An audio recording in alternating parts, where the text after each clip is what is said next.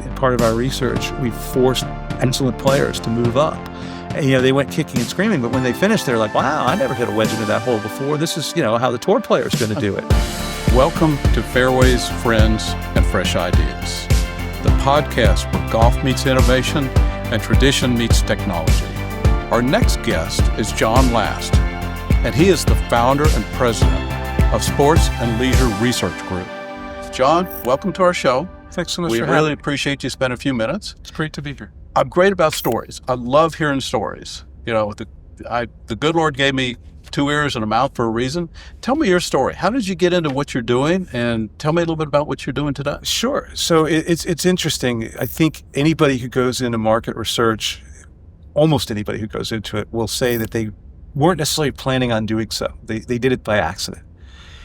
I think if you were to characterize what it was that brought me to research, as trite as it sounds, it was finding truth. Because I have an expression I often use: research can be used like a lamppost. You can use it for support or you can use it for illumination, but the best research does both. And I always knew I wanted to get into the sports business. I always knew that I always had a particular affinity for golf. Okay. And I got to the PGA of America out of the Wharton School, and I was thrust into a bunch of different areas. And we were at that time really kind of trying to begin understanding what stakeholders really wanted, as opposed to just going by gut. So just this innate curiosity and this interest in training and market research, it kind of came to me. And I was responsible for running the marketing side of the business. So we did everything from promoting the official videos of the Ryder Cup and the PGA Championship to running the retail stores at our major championship events. I was involved in the marketing and promotion of our trade shows. And it was time to really kind of put a sophisticated understanding of what stakeholders wanted and needed. So I saw research as being kind of the fulcrum, if you will, for all these marketing decisions. So we became really good at it, and we started doing it for the benefit of the membership. We started doing it for the benefit of the industry. So that was kind of how I first got into it, and it evolved. I mean, I left the PGA after 8 really terrific years. It was a difficult thing to do, but I had a great opportunity to oversee marketing for a cruise line. You would think, what's the relationship between cruise lines and golf? Well, at that time, there was a lot of similarities, both very fragmented industries in terms of distribution and delivery, both attracting about 9% of the population, both with the real passionate following among those who were disciples of it, and both at the time using a very data-driven direct marketing approach. So that's what drew me there. I spent a few years kind of helping to build that business, and then Condé Nast bought the Golf Digest companies and was pulling together Golf Digest, Golf World, and Golf for Women. I was one of the first new outside hires to run marketing and brand development and research, and quickly recognized that the folks that were utilizing those assets, we weren't really selling advertising, we were selling access to an audience. And what better way to add value to that but to offer up custom research as a means with which to optimize their presence in our assets. So we built this big research business that, at its peak, supported about $30 million worth of advertising a year, and also brought in 7 figures worth of revenue on its own. Did that for about 7.5 years. Wanted to do more, always harbored the thoughts of kind of taking this on my own. The opportunity arose for me to finally pull that trigger, as some of our clients, indicated a willingness to go with me. And, I like to say that my midlife crisis was not a Porsche, but it was getting a business and a dog. So that's how Sports and Leisure Research Group was founded 17 years ago. And it's obviously given me a great opportunity to continue to explore and deliver that truth, not just in golf, but across the travel verticals and other sports. And it's just been a wonderful ride. And I can't believe it's been 17 years. It feels like it was just yesterday. So I'm very fascinated with entrepreneurs in particular, because the first few years you think you can solve every problem in the entire world. And then you realize you're pushing the rope up the hill. Mm-hmm. At what point in time in your business do you feel like, oh, I'm getting too close to the top and I'm getting help with the momentum of what I'm trying to accomplish? I think in some respects, I was always preparing for this. There was always a piece of me that said I needed to do this on my own. I kind of enjoy orchestrating and running the big picture of a business. But I'm also incredibly risk averse for an entrepreneur, which is kind of funny. I didn't want to take on outside capital and was fortunate enough not to have to do that. So I got all my ducks in a row. But I think part of it is also you just never let yourself get content. Sure. I have a term I use called constructive paranoia, right? You're always looking around you from every different perspective. And that keeps you sharp and it keeps you competitive. And, I'm at a point, obviously, in my career where I could say I've had enough and ride off into the sunset. But I'm still so inspired by what I do every day that why wouldn't I do it? There's a great line, it's like, why don't you just go retire and travel and play golf and go to sporting events? And my answer is, well, I do that now, but I get paid to do it. Well, when I think in terms, I hear about a research group, I hear about data this and data that, and they're putting all kinds of slides on the screen and saying, okay, these are the analytics and this is what you really need to do. One of the things that's interesting that I've encountered with you is how do you bring emotion? How do you bring that story into it? And I use Apple as an example. Right. They've got the most elusive and most following of anyone out there, and somebody just gets all excited about, oh, I've got the latest and greatest iPhone, but it still does the same thing it did last year. So tell me about how you married the two together, the analytics and creating these stories for your customers. One of the great challenges that the research profession, I'm talking broadly, has faced is that, there's just this probably fairly well-earned stigma of being dumpers of data. It's just throw numbers out there, but don't have the courage to interpret it. And I have an expression I've used for a while that, and I challenge my team to do this too, the only difference between ourselves and the big name consulting companies should be $1 million per engagement. We're on the lower side of that, obviously. But that's what you have to do, because especially in this day and age where everybody is just moving at warp speed, you have to be able to not just collect data and regurgitate that data, but you have to be able to communicate how that data can be used. What is and before we start any project, we're a custom shop. A lot of research companies go out there and collect data just for an industry. We work directly with clients to help solve their challenges. We want to know at the beginning, what is it that you're trying to do? I have another interesting, all these little metaphors that I use. I wish I'd created them. I didn't, but one that I like is the one that talks about research being like a lamppost. You can use it for support or you can use it for illumination.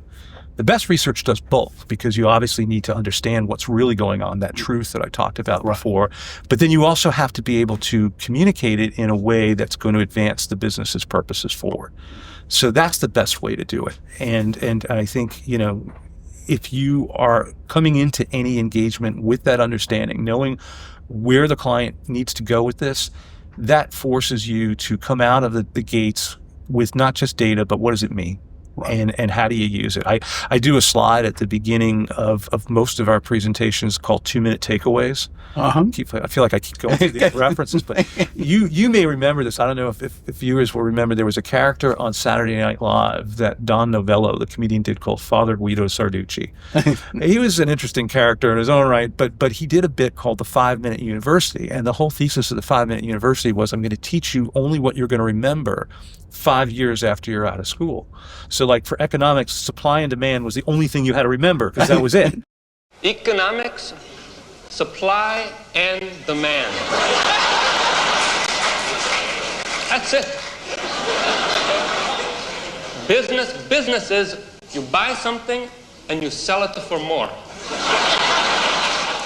So we do a thing called 2-minute takeaways, and that's the same thing. It's like if I'm the CEO and I've got 2 minutes to understand what I learned from this and how to apply it, we want to say that right off the bat. And then we'll obviously dive into the deep data behind it that describes it. So that's how we like to communicate. Now, obviously, you're malleable to what a client's looking for. If there's people that have more of an appetite to dive deeply in, we're thrilled. So we'll do the upfront, and then there's another 100 slides after that with all of the information and why we reach those conclusions. But we're constantly trying to synthesize it, and that's where storytelling emanates from really good research. So, as a small business owner, I'm always looking at how do I tell our story? Because every organization has a story. Every founder has a story. And if I look at being in the golf business for the last 17 years, my story is kind of pushing the rope up the hill. It's a constant struggle every day. Where do we find new customers? How do we meet, our payroll? How do we do this and how do we do that? And for years, golf basically was kind of ebbed and flowed. Yeah. And from the early 2000s to about 2019, it was really, really struggling trying to find its identity. No doubt. Clubs were looking at how do we bring more members into the club? How do we bring the family into the club? And looking at all kinds of ways. And all of a sudden, COVID hit, and boom, it happened. Now we're in this boom. Why did that all happen, and how is the golf industry prepared for it? Because I think to some extent what they did kind of accomplished what they were trying to accomplish, and you had this magic moment happen. Yeah, it was just a perfect storm of things that occurred. I think, if we think about the tenor of the golf industry from around 2000 to 2019, it wasn't for lack of trying. There was some really great thinking and great ideas about building interest and participation. You had, obviously, Topgolf was a seminal moment in that there was a platform that probably transcended other entry ramps, as we've called them, to get people who weren't traditionally golfers to understand that golf could be fun and cool. But I think that also going through some of the struggle that the industry saw right before that, there was finally a receptivity and also maybe to some degree a changing of the guard where people were a lot more receptive to ideas. It's funny, I was just recently at the National Golf Course Owners Association Tech Conference, spoke about a number of different things that we can potentially get into in a few minutes. But what was really cool about it, and I'm standing around and I'm talking to a lot of other small business owners and entrepreneurs, and I'm recognizing, gosh, these guys are significantly younger than I am, but they're me 20 years ago, but now everybody wants to listen to them. Right. Because they've seen how this can really lift the game. Mm-hmm. But you think about, I'll talk about our COVID story because that was a really important moment for our company too. But golf obviously became this outlet that met the demands that a lot of people had for still experiencing leisure activities and socialization in a way that was viewed as safe, in a way that was viewed as fun and not intimidating, which is one of the hugest barriers that the game has always faced. So you have that, you have this greater receptivity to create what I've called democratized golf, and being open and accessible to certain parts of the population that perhaps were, if not overtly, at least subvertly kind of shunned a little bit. Mm-hmm. And, here we are today. Now, I would also be first to suggest that, you can't get fat and happy and complacent. Right. But, that was a moment that really kind of, people were a lot more willing to embrace the opportunity. And, thankfully the industry was ready for it. Yeah. Well, I saw, kind of interesting because, we had the tiger boom in the 90s. It was all about tiger. Even prior to that, it was a real estate boom where you had real estate development with a golf course. And, those things stuck for a little bit and, and then started to fade off. You mentioned, the gamification piece, the off course kind of activities.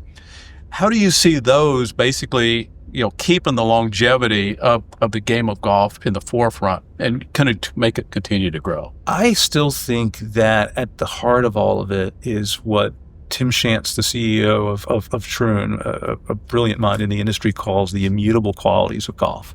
And I'll tell a story back from the Golf Digest days.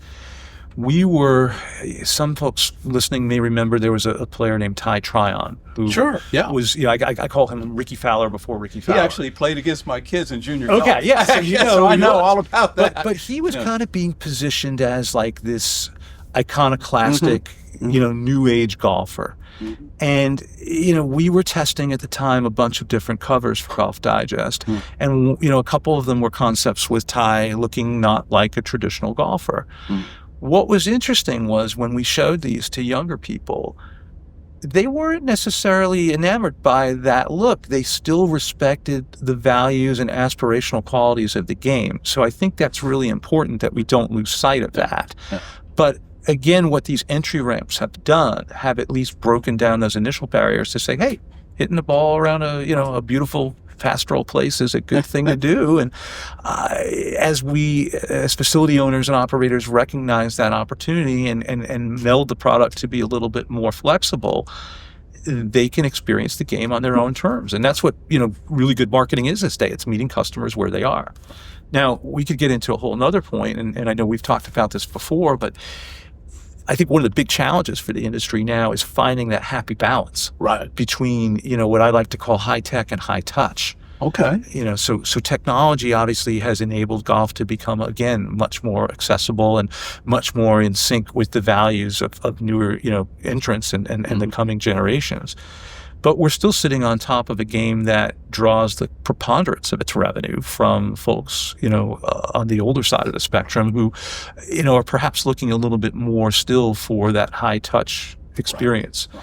So we kind of walked around the question a little bit, but I think the good news is that the game has become more open to understanding where to meet their customers, and that it's okay, to enjoy a round of golf that isn't exactly the way it may have been created in the beginning, but yet still recognize that people aspire in many ways to the values and tradition and, again, those immutable qualities of golf that are never going away.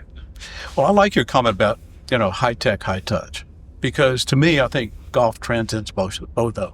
And I think technology is really kind of struggling how to basically blend in with this high touch. Because what I'm finding, and you may be finding that same thing, is that when I talk to younger golfers out there, the first thing they want to do is put their phone in the bag. And technology companies are saying, well, you can have everything on your phone from, where that hole is today, or, where you are on the golf course. And, oh, by the way, before you get to the end of the 10th hole, 10th green, hey, we got lunch for you. So, so what are you seeing with the younger, generation coming up? Because I think they're recognizing that golf really brings something they're missing in their normal life, is socialization. We're humans. We love to talk to each other. We love to communicate. We love to share ideas. And I think golf offers that opportunity. So how does that materialize in the younger generation? I think it's again a nice balance between this digitally native world that they are comfortable in, and then the opportunity to, in some respects, distance themselves. And it kind of happens at the same time, because technology in golf is not just in your pocket in your phone, but it's in your golf cart. It's there for accessing when you need it, but it's also allowing you to free yourself up and enjoy what golf is all about. One of the things that I'm seeing that are particularly, beneficial that we've seen is just frictionless access. This is a big thing, in terms of booking tee times, in terms of, we actually asked this question a couple of weeks ago, just in preparation for my presentation at TechCon. And that was, do golfers want to go straight to the first tee without any human interaction, or do they want to have people reaching them? And it's a very dichotomous response, but from a demographic standpoint, the younger golfer, is probably more turning towards the frictionless side.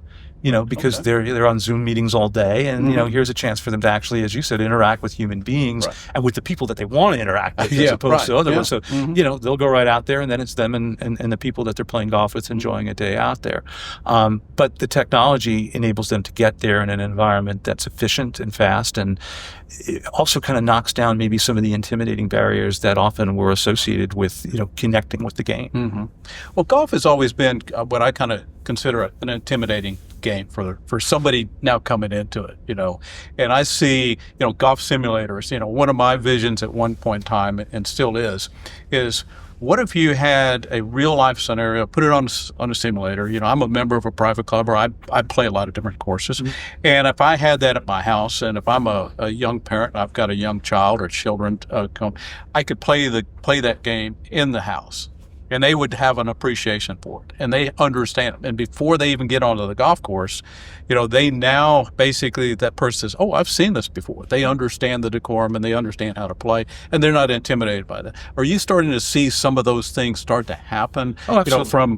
From a technology emerging in with the game? So absolutely. Again, Topgolf was such a great way to meld socialization and golf, and to make it approachable. And to your point, now that technology is becoming more accessible in the home, is only going to be another benefit. Now, at the same time, I think there's still a bit of a hurdle, and we've seen it, to convert some of these screen golf only players to become real, green grass players. That's okay. In some cases it's more iterative, and I think it's going to take more time. I mean, one trend that we've certainly seen, I mean, we just measured, I think, like 34% of facilities, amongst the NGCOA membership population that we surveyed, has some form of gamified range. Right. That's a great thing on a number of levels. First of all, it's a huge profit driver. It's bringing in a customer base that may not have gone to the facility in the first place. And it's also creating that connection with the staff, with the PGA professional, and with the facility owner and operator, so that when that person is ready to make that move, it's a lot less intimidating than it would have been like, hey, we're going to go out and play golf today, and you don't know what you're doing. Yeah, it's really kind of interesting how I think it's starting to break down barriers now. No doubt. And it's really, we've asked this question for years. I mean, I even asked this question, during my Golf Digest days, about golf being more accessible, about facilities needing to be more responsive to underserved populations. And we're finally walking the walk. And again, I think COVID was a big springboard to make that happen. And that's great for the game. Yeah. But that's not to suggest that, just like everything in life, there's not huge segmentation and people seeking their own different types of experiences. No. There's a big gap, obviously, between, private golf and high-end, facilities and your municipal courses and some of the entry points that people go through. And that's the part that I think we need to, as an industry, still be very mindful of, because if we don't maintain that at some of those more accessible entry points, we could find ourselves back in situations that we didn't enjoy before this So what do you see some of the hurdles there? Because you're absolutely correct. It's it's a somewhat, people call it an expensive sport. I think there's ways to get in it inexpensively. Share with us some of your insights and what you're seeing today and how the industry needs to recognize that so that they don't fall into a trap down the road. I've always been, again, hey, I'm a researcher. I'm about understanding customers, right? So that's going to be my mantra, my point. Know who your audience is, understand their needs and their wants and their desires, but understand where golf fits in contextually, not just with the other facility down the street, but with all other forms of leisure, whether it's going to sporting events or attending concerts or going to bars. That's who we as an industry, as golf, are competing with. Okay. So we've got to create a differentiated experience that meets the specific needs of the target audience or audiences that we are looking to go to. And we need to understand who that is, and that the answer may be very different depending upon who you're talking to. And one of the examples, we do some work in the casino industry and a lot of work in the resort industry. They have done such a good job of harnessing their behavioral data and melding it with the attitudinal data and perceptual data that firms like ours collect. And they use that to communicate in very specific ways and use technology to deliver messaging that is very targeted to who that customer is. Right. And the golf industry is beginning to embrace that. It's still a little bit early in that phase, but I'm enthusiastic about, as that process becomes more attainable for even facilities that may not have the budgets of a higher end facility, there's the opportunity to be much more smart and sophisticated in how you communicate those messages and prove your points of differentiation. So how do you see it in the advertising world? Because, if you turn on the telecast today, you see advertising for Rolex, you see advertising for Cadillac, you see this luxury kind of environment out there. How do they break that barrier? Because, my limited research is, that's a small segment of the marketplace. The big segment is the blue collar, daily fee, environment out there. How do you bridge that? Because we all aspire to have all of this, right? And that's not the reality. Yeah, and the big piece of it is, as marketing has evolved, is that aspirational marketing. And in some cases, we've seen this huge, I call it massification of luxury, right? Now you can buy a Mercedes for what you could buy a Toyota for, in the past. But I think it's one of the great things about golf is the escape that it provides. Okay. And I think that we, for so long, those of us in the industry, and I'm as guilty of it as anybody, we view golf from that top of the pyramid of influence, as the Acushnet company has defined. We define it from the better players and from a competitive standpoint. And it's been evident to us for decades that the real thrust of the market are those that are playing it for escape and for socialization, and they may not even be keeping score. Right. So being mindful of that, yet also having enough exposure for those who want to reach a little bit bridges that gap. Right. But it's also, to your point, I think it's also offering enough less intimidating and more accessible opportunities. I'm a big advocate of proper tee box selection. We did a lot of work for the USGA over the years in their distance initiative and some of their other efforts in terms of making the game more accessible. And I've become, and maybe it's also a reaction to the fact that I don't hit the ball as far as I used to, but I'm a big proponent of moving up. And Right. we've done this. We've literally, like, as part of our research, we've forced excellent players to move up. And, they went kicking and screaming, but when they finished, they're like, wow, I never hit a wedge into that hole before. This is, how the tour player is going to do it. So, it's still golf, right? It's Right. still a challenge. I mean, being able to stick a 60 degree 2 feet, is a pretty great accomplishment. And, so it's great to not have to hit a 6-iron to do that, where you've gotten to. So I think the willingness to accept different formats of golf makes it more accessible for everybody, and yet you still kind of provide that opportunity to feel like, hey, in my best moments, I'm playing a game at a level that boy, I wish I could play all the time. Yeah. Well, you bring up an interesting subject, and this is something that's near and dear to my heart: green speeds. I talk to superintendents all the time, and many superintendents say, I think we're a victim of our own selves because of that. You see on TV at the professional level, which is way different than what the typical amateur. People don't really realize how good those guys are. Oh, I'm very fortunate. My oldest son is personal friends with Scotty Scheffler. He gets to play golf with Scotty. A bad day on the golf course for Scotty is shooting at about 65 or 67. Yeah. It's not uncommon for him to shoot lower than that on his home course. He's very familiar with a relaxed environment and things like that. But what I see is that this, in the agronomic side, there's this push for excellence. How close can we mow the grass? How can we push, technology to basically do things like what we want to accomplish? But is it in the right direction of the game? And I have an interesting photograph of the USGA in 1977, when the stimp meter was kind of start to be in use, and everybody started. Augusta National was 7.5 on that scale. Really? Oakmont was 9.8. Now, those were different agronomic times and stuff like that. And over time, grasses have gotten better. Mowing technologies have changed, a whole plethora of things. We were able to basically put chemicals and do things that we weren't able to do back then. And now we're talking about green speeds of 11 or 12 being the way to do it. Does that really, really improve the game for the average player? It's a great question, and I think we have surveyed it, and you're going to get different answers from different people in terms of what they want to experience. Right. I will say, and this is probably no surprise to you, that the condition and consistency of the green complex is the most critical driver of satisfaction in a round of golf. Oh yeah, and I would suggest that even the average player would much rather play a fast, consistent green than something that's inconsistent, patchy, and very slow. Right. Even from simply an aesthetic standpoint. Right. So I think you have to understand that. I almost feel that, and again, this is my own bias. It's being able to keep the ball in play and being able to have those birdie opportunities that become the great equalizer for even a lesser player. Right. And then obviously, putting is its own. Well, you mentioned a key word: consistency. Yeah. And that was the whole purpose.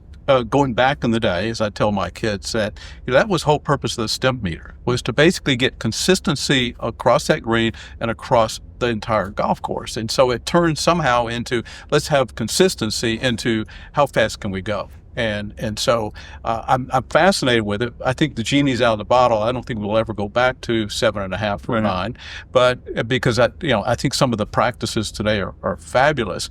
But is the game easier for the average player because of that? And I think you talk about consistency around the green. There's so much of the activity does happen within 100 yards of the green that does that make it a fun sport for everybody, even though we want to it's a game that we play the same equipment the pros play. and we play on the same course as they do, we want to challenge ourselves. But is it really fun to go into the 19th hole and tell your buddies, hey, I shot a nice 95 and had, you know, 3 or 4 3 putts and a few 4 putts, and so is that really, really enjoyable? Where I can stand around the water cooler at work and say, well, our green speeds are 12 or 13, you know, something like that. Again, I think it's going to depend on who the golfer is. I think everybody wants to have that opportunity. You know, everybody hopefully takes away from their golf experience some level of satisfaction, accomplishment, and performance that exceeds your expectation. Right. And those expectations are different for other folks. I think when it comes to green conditions, you would much rather have somebody say, I had a couple of 3 putts, than to say, oh my gosh, that was so slow. And the green was like a fairway at another golf course that I played at. So that's kind of what we've heard predominantly from it. I think that's really important to give people that moment that brings hope, that brings them back and says, yeah, this game's pretty magical. Right. And I think we've all seen that, regardless of how. That's why I always birdied number 18. Yeah, it brings me back. And even if you don't, I mean, you just, hey, I remember, we all have our own anecdotal stories. I mean, I reached a par 5 a couple rounds ago that I'd never reached in my life. And that, and I missed my putt. And I still thought that was a great moment. Yeah. Well, that's fascinating. So we touched a little bit about technology. And I'm fascinated by AI. As a company owner, we do employ AI for specific reasons because we want to make our product. I always, stress that within the organization, we want to create an intelligent decision-making process. How can we take what is done every day and basically make things smarter and easier for our customer? It's kind of interesting. I kind of just stumbled into the name Easy Locator as a company, but everybody that I talk to says, wow, this is so easy. This is so easy. And what we're trying to figure out is how can AI make it even easier? What are you seeing in the impact of AI in the golf community? So it's a real popular topic. When I presented at NGCOA, I made a comment that I've made a lot of times. If we all had $10,000 for every time we've seen a presentation or an article or a reference of AI in the last month and a half, we could buy any professional sports franchise we ever wanted to have. So we've got to make sure we're not overkilling this and selling it, that it becomes so hyped up that it means nothing. But what it has done for the golf industry is it's obviously created certain efficiencies that are going to accrue to the benefit of operators and players as well. And there are so many companies now that are using it. I think you have to understand where it can best be applied. And in the work that we've done in talking to facility owners, the initial adoption curve is more about creating efficiencies in the back office to free up staff, to be more customer facing, to be able to reallocate resources rather than to replace them. On the agronomic side, obviously autonomous mowers are a huge, exciting new horizon, but there's still a lot of ground to go to make it more affordable and accessible to probably the facilities that could best benefit from that. Yeah. So I think there's a lot of untapped potential in terms of how it's going to be used in the golf industry. But at the same time, I'm going to be very adamant that we are still a game about relationships and socialization. Right. And I think that it's easy for folks to get afraid and concerned and scared into thinking, oh, this is going to, remove jobs and create an environment that's going to be so impersonal. I don't see that ever happening in, at least in our lifetimes in golf, because that's not what the customer wants. Yeah. I really like that idea of we're still a game of socialization, and I just remember years ago seeing one of my sons walking down the fairway when he was 8, 9 years old with an elderly gentleman, and so it transcends all ages. And I tell some of my friends, they go, oh, I wish I started the game early, instead of playing baseball or basketball or football. I said, it's hard to find a football team to go play on today. So how do you see that continue to evolve over time? Do you see that continuing of the high touch being very important, and how do organizations continue to stress that, especially when the younger generation may or may not be in tune with that kind of high-touch environment? Yeah, I think, we're fortunate enough that golf has such a heritage and so many strong vocal proponents, and it's always been, highly correlated between family and friends, and that's how you all get introduced. I was introduced by my dad, Sure. introduced my son, and that's something that's always going to be there because it's just this unique experience where you're out there communing with somebody for 3 or 4 hours or more, and you're going to be, able to kind of experience something collectively. But I also believe in, working closely as we do with a lot of the game's governing bodies, there's been a real recognition and focus on junior development. We're thrilled to see what the USGA is doing with their National Junior Development Program. I actually started a foundation in memory of my dad who passed away earlier this year to kind of help support that. Right. There's a lot of entry points. The PGA's Junior League program has been immensely successful. I'm still very involved in Little League Baseball, so that's a great application of that concept. So I think a lot of it really comes, it behooves ourselves to continue to share what those values are. And the good news is, as you said earlier, because there's so many of these additional entry points and because there's a really strong and viral group of advocates, that's going to continue to be, the impetus to get more people to play. And some of it's also a life stage thing. We've seen that too. I mean, you hear people talk about latent demand.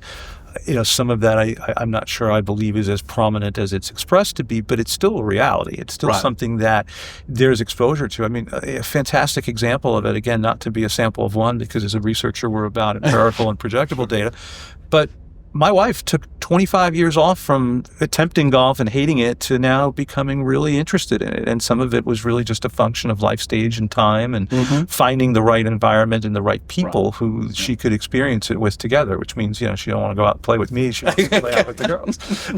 So I play too fast. You're not intimidating. No, but she's mad because, to me, if the round goes more than 3 hours, it's too long. And, sometimes that doesn't always happen. Yeah, it's kind of interesting how husbands and wives get along or don't get along on the golf course. It's my philosophy has always been, the best thing to do is just keep it light and friendly. We go out and play a lot as well. Yeah. But I mean, it's you got to understand, and that's one of the great things about how the game has evolved. Golf can be very different things in different circumstances. Sometimes it is just pressure cooker traditional competition, and other times it can just be, let's go out there and experiment with a few things, or play a scramble. I mean, I had a buddy that I used to play a scramble with just growing up because we could shoot in the 60s and it was fun. It was great. I could I had a good short game, he bombed it off the tee, and we were a great combination together. Well, I look at this, there's really kind of an interesting situation that kind of goes on is when you introduce somebody into the game, let's say junior golf, for example, and I had the pleasure of 3 boys, raising 3 boys, and the whole concept is I felt like it was important to spend time with them doing things that I enjoyed, the things that I didn't enjoy doing, which are some of the alternatives out there. So we always had Schultz Family Golf Day. And the intent was not necessarily to breed a competitive golfer, but somebody that brought the family together. And where else can you spend 3 or 4, maybe 5 or 6 hours on the golf course with your child and try to understand what they're going through and motivate them along? On the other side, you see, I'll call them the little league parent or the helicopter parent trying to move their child into technology and stuff like that, and move them to be, the next big thing. Right. And I think there's all kinds of things in life, and it was really kind of interesting. My 3 boys had played junior golf. They were excellent at the junior golf level. They played D1 division golf, but all 3 of them are in the business school. And they went to business, and they did this, and they're very successful at it, but they continued to play the game because it wasn't a pressure for them to be competitive at the highest level. If the opportunity existed, it was there. So how do you see that from your research that this is really a game that's a lifetime game, and we don't want to push anybody away where possible. But I see to some extent some children, and I've known some junior golfers that basically never want to touch another golf club for various reasons. Yeah. Sometimes it's parental, sometimes it's college, or whatever it may be. So I think you see that in every sport, though. And again, because we do a lot of work outside of golf, it's certainly evident. I'm still involved in Little League Baseball. Okay. Interestingly, same thing as a tournament director, and I see it, and I've actually seen some kids who went the distance. And I was fortunate enough to have a son who excelled in baseball as well. But I think it really comes down to understanding and appreciating what an activity brings to that particular child. I think if you push too hard, you run the risk, obviously, of running them out of town. And I think, again, to part of our earlier conversation, there's a recognition that it's not just a singular narrow pathway that you can take. Mm-hmm. And it usually finds itself. I think golf, obviously, as we both noted, because preponderantly, and our research backs us up, it is viewed as a social activity. That's how people are going to engage with it, and they're going to realize it's okay. And again, facilities have created alternate experiences. There's been a proliferation of 9-hole rounds and other alternate derivative experiences that enable you to, again, be met on your own terms. And I think that portends well for golf, and it wasn't necessarily the case even 7 or 8 years ago. Right. It was 18 holes, and you are not going to play music, and you are not going to, do anything other than what you would see in a United States Open or the highway. And obviously now that's far from the case, and that's important. Yeah. But it's also important that you do still preserve that opportunity for those who do want to embrace it in that particular way. And we could talk forever about the psychology of sports parents, and we've done some of that for clients. Well, touch a little bit on that. Give us the executive briefing on that, so we can come back. It's we're in an over-programmed society right now, and I do believe that there are certainly pockets out there that are misguided in thinking about. If you looked at it, I don't have the number committed to memory, but the percentage of kids who go on to play a professional sport is so small. Yeah. Now, I don't want to be hypocritical, because I'm still going to encourage people to go for it. And I think the values and the teamwork and the hard work are things that sports provides that nothing else can.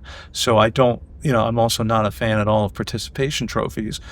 But I do appreciate the fact that it's okay to experience these things on your own terms. And where the parents kind of come into play is hopefully having a certain level of grounding where, they're going to learn soon enough what the potential really is. It's gotten, for better or worse, the stakes have gotten so high now that Yeah. I mean, by high school, or even earlier, whether your child has a real shot at going, the next level. Yeah.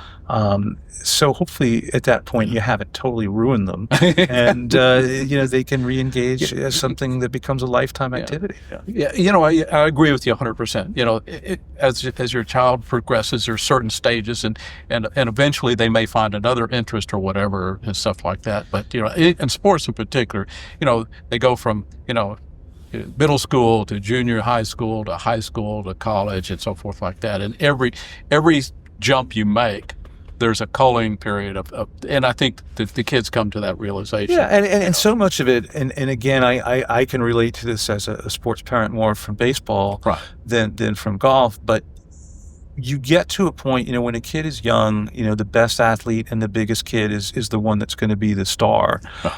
But it's the other intangibles that are going to really determine ultimately whether they have a chance. You have to have that innate talent, but you kind of start seeing around 12 or 13 years old if there's that mental makeup and that self-discipline and that desire to work hard that are going to separate you. You see kids catching up and surpassing some of the natural athletes when you get into high school, because those are the ones that really dedicate themselves to it. And what's fascinating is you can have all the talent in the world. And a good friend of mine he would have a saying. When you hear about this junior players, baseball, football, or whatever, well, they're going to be the next superstar. And he goes, well, and his old Southern drawl, he goes, heck, we don't know if they're going to be a superstar until they pass the fumes test.